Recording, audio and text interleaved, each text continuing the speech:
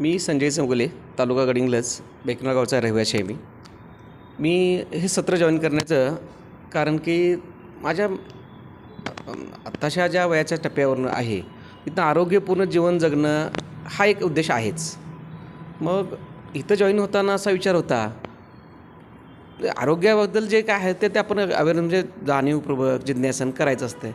मग आधी सरांचा एक मेसेज बघितला आणि मग ठीक आहे आपलं आपण ह्याला जॉईन व्हायचं. मग ज्यावेळी मी इथं आलो तर काय कसं बरेच माझ्या मनात का होते.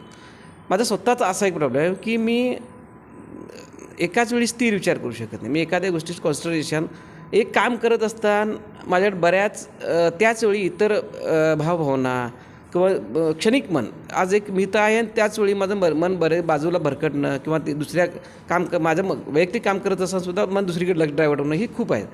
ह्या 2 दिवसात मला असं जाणवलं की माझं मन कुठंतरी स्थिर मी करू शकतो आहे. ही मला जाणीवलेली गोष्ट झाली.